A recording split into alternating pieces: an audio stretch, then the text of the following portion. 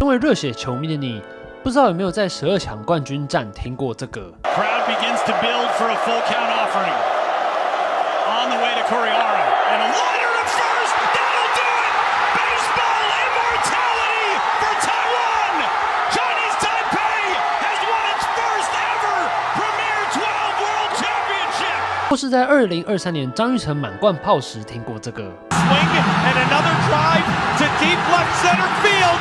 Yu Chang has done it again. 他就是大名鼎鼎的 WBC 12强主播 Tyler Maun， 这集也相当荣幸能访问到他。接下来就进到正片吧。大家好，我是 AC， 今天帮大家邀请到了一个大咖级主播 Tyler Maun， 他已经来台湾快10次了。曾经在洲际棒球场转播2023 WBC、2024年12强、中华队预赛，在东京夺冠的主播也都是 Tyler， 所以跟台湾的缘分非常深。他也超爱吃台湾的食物，回美国甚至还特别去找台湾餐厅来吃。今年 WBC， Tyler 主播也会在波多黎各转播 A 组的赛事。Thanks again, Tyler, for joining me on my channel. It is a great honor to have you here. You are a familiar voice to many of my fans and Taiwanese baseball fans, especially for your incredible work broadcasting the WBC and the Premier Tale. With your wealth of experience on the international stage, I am truly looking forward for our conversation. But before we start, could you say hi and introduce yourself to those who might be knowing you for the first time? Yes. Hello, everyone. Alvin, it's so good to be back with you, my friend. This is nearly the biggest time of year for me. I'm a sports broadcaster based in the United States in Denver, Colorado, home to the Colorado Rockies. Very sad baseball team. I am, one of the broadcasters for the World Baseball Classic, Premier 12, a whole bunch of other events with WBSC. I am probably the one who you might be familiar with from yelling about a Yu Chang home run or a Che Shen Chen home run, or if there's been a yelling English commentator on a baseball game for Taiwan in recent years, it was probably me. Let's talk about the upcoming WBC tournament. Taiwan is the only team in Pool C that needs to play 4 games in a row. What do you think Taiwan's pitching strategy could be due to the strict pitch count limits in WBC? You know, I think one thing that really stands out about this roster is they've got a lot of depth. And the thing that I point to when everybody asks me about, all right, well, what is this Chinese Taipei team going to be like? The ability to have had a team win Premier 12 in November of 2024, and then essentially an entirely different team take the field for the qualifier in March of last year in Taipei, or February, whenever that was. That was a big gamble. That was a big risk. And I remember talking with Hao Ju-sung. He said, you know, we don't really know how this is going to go, but we feel very confident in these players. And we know that if we can make it through this qualifier, we are going to be one of the best prepared teams for the 2026 World Baseball Classic. I think that, to me, that's the biggest asset that this Chinese Taipei team has. Hao Ju-sung and that coaching staff, they have been on the highest levels of international play within the last 14, 15 months. They have won a Premier 12 championship, the first in Taiwan's history. They've won a World Baseball Classic qualifier in an event that did not start out well for them. And they have learned how to work with the pitch count limits, innings restrictions, and all of these different things that come into play in tournament-style baseball that don't apply during the regular season. There are not any other coaching staffs that really have that experience. Because you look at the other teams that qualified. Nicaragua played so beautifully in Taiwan, and they moved on. They'll play, but they weren't in Premier 12 in 2024. You know, Japan didn't have to go through a qualifier. Korea didn't have to go through a qualifier. So for this Chinese Taipei coaching staff to have those experiences in such recent memory is huge. The 4 games in 4 days thing is really interesting because the WBC's pitch count limits, the restrictions, all of that is very Western. That's a very, U.S. Major League Baseball style of trying to keep pitchers healthy. So obviously for pitchers from Taiwan, Korea, Japan, they are not used to, all right, well, I'm at 65 pitches, now I'm done. Because I think ordinarily you think the 65, I'm just getting started at 65 pitches. Yes. But that's what makes it so uniquely positive, I think, for this Chinese Taipei team, is that this isn't new to them. And so I think that coaching staff will understand, here's how we have to use this depth. Here is, the perfect example from the WBC qualifier was Roshi Su. They kept him in reserve until that last day because they didn't want to burn his pitch counts. They didn't want to get him in a situation where he had to rest for a mandatory period of time. So I think that pitching depth and the knowledge of how to use those pitchers is massive for Hao Ju-sung and for his staff. So that, to me, I think is probably the biggest building block for the 4 games in 4 days. And it's different for everybody. There are 5 teams in each of these pools. We'll play over 6 days. Each team plays, a stretch, has an off day, and then plays its final games, or has an off day to start and then plays its final games. So that is a unique setup for this year's event, where some teams are going to go, all right, we'll play 2 days, we'll have an off day, and then we'll play 3 straight. We'll play 1 day, we'll have an off day, and we'll play 3 straight, whatever it is. That can work one of 2 ways. On the one hand, if you're feeling yourself and you play, 2 or 3 really good games, then you have an off day, there's a chance that goes by the wayside and you lose that momentum. Yes. On the other hand, if you start to click at the start of 4 games in 4 days, you love that. You let that ride and you try to roll on that for as long as possible. So I think for a team like this Chinese Taipei group, when you have the success that Taiwan has in recent years, the format, the restrictions, I don't think there is any better prepared team coming into this year's Classic than what is coming out of Taiwan. And that's really exciting for Taiwanese fans. 下礼拜要去看经典赛的我，会在东兴现场带给大家第一手的赛后回顾。但是如果我忘了带电脑，没办法及时剪辑怎么办？这时候就要介绍我最近将用的远端桌面软体 Desking， 它是一个支援跨平台远端连线的软体，从 Mac、Windows、iOS、Android 它都有，让你轻松管理你的任意装置。不管是想要传档案啊、投影、延伸萤幕 ，Desking 都帮你直接搞定。而且不用担心它的安全性哦。登录新装置的时候都需要进行验证，保护你的资料不会被外泄。接下来我就实际操作给大家看一次。连线部分很简单，只要点击连线并输入电脑提前设定好的密码，就能轻松操控电脑，让手机变成我的电脑。临时有什么工作要处理，也能轻松搞定。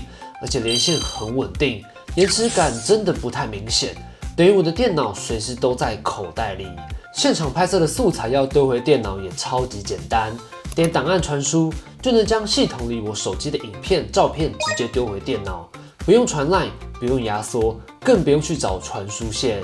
出国没有双萤幕，还能把 iPad 当成笔电的延伸萤幕，剪片的时候一边看素材一边看时间轴，工作效率直接提升。现在输入我的优惠码 ACbaseball， 享有首月5折，年度订阅8折的优惠。There was a recent article from CBS Sports that ranked the WBC team, and they described Taiwan as being just happy to be here.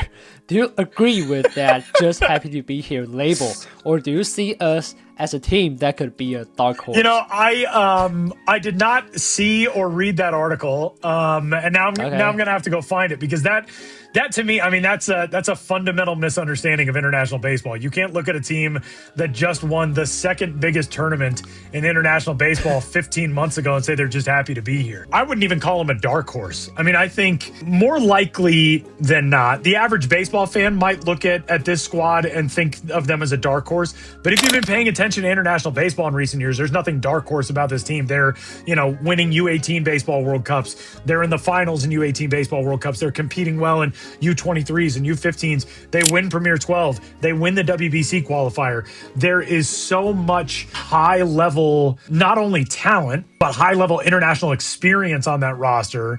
And I just think that is such a wild card for so many teams, because a lot of these teams get into these situations and you're playing in front of 50,000 people at the Tokyo Dome and the crowd won't go quiet and you don't know how to handle it. This team from Taiwan, they've got that experience. They had that experience, 2 Novembers ago. They played in their own stadium in front of 50,000 people not even a year ago. So in no way would I call this team a just happy to be here team. And I think, obviously it would be, and I know we're going to talk about their group, it would be a shock if anybody other than Japan won that group. But I think this Chinese Taipei team is right now odds on to be right behind Japan. I think it's between them and Korea. I think anything could happen in a game of baseball, especially WBC is a short tournament where small sample of size makes every single inning unpredictable. Yes, and that so many people at the start of the World Baseball Classic, they talked down about the World Baseball Classic because of that. They said, well, it's not real baseball. It's, it's a tournament style. That's not what baseball is about. It's about this big, long grind of a season. And then you get into the playoffs, and that's when you determine. And yeah, for a season of baseball, yes, that's true. Tournament style baseball is like its own sport, and I think it's incredible. And that, to me, is the most amazing thing, because if you have a staff that throws out, I'm just looking at the Chinese Taipei roster, but if you have a staff that throws out, Po Yu Chen or Chen Zhang Zhuang or Roshi Shu, and you have those guys lined up for 9 innings, I don't know if there is a lineup on the planet that is not at least a little bit worried about how are we going to get hits off of this staff. That's the exciting thing about a tournament, is you do get fun Cinderella stories. You do get underdog stories, and we see them in the World Baseball Classic, in the qualifiers, and in the main tournament regularly. Teams that no one expect, Czechia 5 years ago, nobody would have expected, the Czech Republic has a national baseball team. They're going to try to get into the World Baseball Class. They are the darlings of international baseball for a lot of people now. And they did it right. They built a holistic foundation at home. They built a roster of athletes who grew up playing together, and now they've had a lot of success at the international level. And that is because in tournaments, that stuff is possible. And that to me, I think I challenge people who talk about the WBC in that way to say, don't look at it as a negative that it's different from the baseball you're used to. Look at it as a positive, that this is an exciting, different format of something that you love. And is it going to come down to the US and Japan? Maybe. I don't know. All it takes is one lights out game from one pitching staff, and all of a sudden Japan was 3 outs away from being eliminated last time around in the semifinal when they rallied in the 9th inning to beat Mexico. The U.S. has only made it to the Final Four 3 times. They've only played for the championship twice. They've only won it once. So that's the coolest thing to me about the Classic, is that even though there are these heavyweight teams, that doesn't necessarily mean that those teams are going to win anything. And that, I think, is a really cool element to it. Yoshinobu Yamamoto is going to pitch against Taiwan. We all know that he's an elite pitcher in the major league. So what mindset should the players have when they step into the batter box against him? Man, that is a tremendous question. I think the thing that's scariest about Yamamoto is he has the ability to make it through 7 innings on 65 pitches, and so that is really, because you can't just bank on, well, let's just wait him out. Let's try to work counts. Let's get him, deep into innings, because he's that good. He's not necessarily going to run you to a 3-2 count on a regular basis. I mean, the mindset to me has to be sort of that same feeling of, hey, this is a 9-inning game and anything can happen. So I think if you go up with the approach of, I have to be able to jump on a mistake. He's not going to make a lot of mistakes, but if he makes one, I can't let it slip by me. That, I think, is the only way you can approach an elite pitcher. The scary thing is if he goes out and he is that dominant, then you find yourselves in a hole really early on. But I also think, we hear about these things in international play all the time, of whether you go into a game and think, okay, well, this is the one that we really need to win. I always hear this from the coaching staffs for, less traditional baseball country. The risky thing about that is if you decide to punt on a game and hold your big horses for the next matchup, what if those guys don't have a good day? And then all of a sudden you find yourself down in an 0-2 start, let's say, to a 5-game swing or a 4-game swing in the opening round of a tournament. That's really dicey. So, I think if I'm talking with this team about how to go in against Yoshinobu Yamamoto, and I'm Hao Ju-sung, I think I say, hey, it wasn't even a year and a half ago that you guys beat Taisei Ota in this same ballpark on his home mound. There is no reason to think that you can't go out and have a good day, because these are high-level athletes. These are guys who, if you put Che Shen Chen in a major league lineup right now. I remember doing Premier 12 in 2014 or 2024 and having JP Morosi say, I think this guy could slot into center field on a major league roster pretty easily. So it's not like this is a happy to be here team. I don't know how many teams will have good days against Yoshinobu Yamamoto, but if there was going to be one that's in that conversation, I think this Chinese Taipei squad is there because they've shown that they can do it against high-level talent and high-leverage situations in really, really recent memory. It is a great chance and challenge for the battle of Taiwan to face the World Series MVP last year. And it will definitely be a must-watch game for all the Taiwanese, for sure. I'm very excited for that game. It's going to be really weird for me doing World Baseball Classic games and not being able to cover this team and broadcast games to fans in Taiwan. That'll be weird for me. The other thing is, I think if you asked any one of those guys in that clubhouse and in that lineup who they would want to face, I think they would all probably say, well, if we can't face Ohtani, let's get Yamamoto. Because high-level athletes want to perform against high-level athletes. And that's the type of drive that separates athletes like that from people like me. I don't have that skill set. I would want to face the worst pitcher on earth because maybe then I'd get a hit. But the most impressive athletes, they want to go against the best of the best. And so that's an exciting component to that. This is a must-ask question from my YouTube audience, and I think it is a question that every Taiwanese wants to hear from you. So which two countries do you think will advance to the second round? I know most people see Japan as the favorite to move on. So besides Japan, who do you have as the other team join them in the next round? It sounds as though I'm just saying this because I am on your YouTube channel and I'm speaking to Taiwanese fans. But if I had to pick two teams to come out of, obviously Japan, it would be a shock if Japan somehow was not able to advance out of the first round. But I think it's Japan and Chinese Taipei. I think the other team in that conversation is Korea.